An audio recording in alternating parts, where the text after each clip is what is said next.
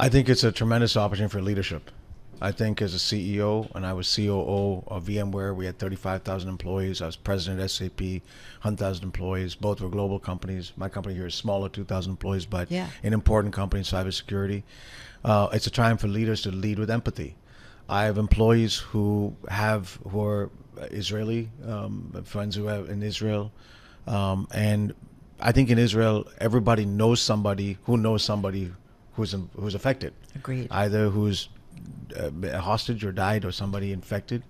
And the other side of the debate's also being affected now in Gaza, if you look what's happening. So this is a time where we get to lead, first off, condemning terrorism, but also leading with empathy. It's a tremendous opportunity for us to be, as leaders, empathetic, listening to our employees. And I've always believed the greatest companies are the ones who take care of their employees and take care of their customers. And that's what I seek to do as CEO. It's also a business story, and we're Bloomberg, so we got to talk about the business side of this. But we spent a lot of last week talking about Israel being a hub for cybersecurity. They made a lot of advances there, and there are a lot of tech companies in Israel, prominent ones that have been bought by U.S. companies. Do you have any exposure to Israel? Do you work with any Israeli companies right now? Oh, absolutely. We work with a lot of, in fact, a big part of our cybersecurity strategy, Tim, is partnership with many Israeli companies. Big ID, Diggs, Cyera, Centra. Folks in the cybersecurity, data security, there are companies who are physically located there. Wiz.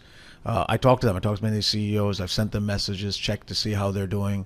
The heart of innovation of security. It's not a very big country in terms of population, a few million people, but they have an intense program by which people who've served in the Israeli Defense Forces are often focused on security and then start companies. So we're working very closely with them. Every one of them, this is a tough time for them, and their attention is first to their families. But I do believe that Israel will be resilient. The innovation will continue to grow. And many of them do business with companies like us. We partner with them, so I expect it to be something that will be resilient over time. Sanjay, I mean, they are used to instability in the region, no doubt about it. This takes it to a whole other level and another scale, and that's certainly what we've heard, the feedback in terms of this latest conflict between Israel and Hamas. Having said that, when you had those conversations, were leaders there saying, "We expect this is something different. This is going to be a longer period of instability," or what are they saying? It's a 9/11 type moment. It's not anything close to anything they expected. So whether it was the first intifada and so on, but I think, listen, if you think about the threat, cybersecurity threat, it's different from some of the ways in which we're seeing nation-state actors. I think this is a focus on physical security. So if we come back to kind of some of the stats that you led the show off with, that will continue. I don't see cyber criminals, the nation-state actors, from which are, by the way, from a different set of countries. This isn't Hamas. It's Russia, it's China, it's North Korea in the past. What is the biggest threat? Which is the biggest the threat? Nation-state actors are the biggest threat to cybersecurity. So the Russia, China? Yeah, those countries are the ones. Mostly Russia, in fact, in the past. But and we haven't seen an uptick in that signal of those just because of the Hamas. Hamas is a much more of a low. It's not like Hamas is doing cybersecurity threats against the U.S. They're focused on much more low-tech, sort of missiles and things of that kind. But I think we have to always stay vigilant because the bad guys are going to look for any moment for us. They just have to be successful once. I'm talking about cybercrime now. We have to be successful all the time. You talked about you hear that over and over again from cybersecurity experts. I mean, they're talking about, hey, you always have to be vigilant because they only have to be successful once. Switching geographies a little bit to talk about Russia, Ukraine. Russia, the source of much cybercrime. What do you see on your platform from attempts at hacking from Russia? Yeah, there's 20 ransomware attempts every second. You talked about a few of the hotel chains that have been affected recently. I think every organization needs to build a prevention and detection mechanism and a recovery mechanism. I'll give you an example. There's a lot of analogies between fighting cybercrime and fighting disease. If someone told you, Tim, I'll never get a cold, you'd be like, well, give me some of your DNA. Yeah. The more important question is how quickly can you recover from a cold? So what we advise our clients is to ensure that you have the best detection and prevention. That's basically detecting do you have a cold. But then in our case, if you are one of those hotels that got affected, you want to recover really quickly.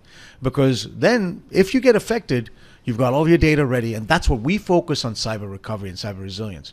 So while a lot of the prevention and detection technologies will be helpful and continue to be the ones that put our defenses up, you also want to be in place where if you do get hit, and it may sometimes not be a matter of if but when, you have a very fast recovery. And that's what so assume you're going to get hit. How would you recover quickly? That's the big part of what we help our clients with. So who are your typical clients? We have 4,000 customers, some of the biggest Fortune 100 customers, but these are companies like Nationwide, like Broadcom, like NVIDIA, like Salesforce. Many of the largest customers. Financial services have been extremely successful for us. And these are all companies who do invest in security. Cybersecurity is often a top priority of spending.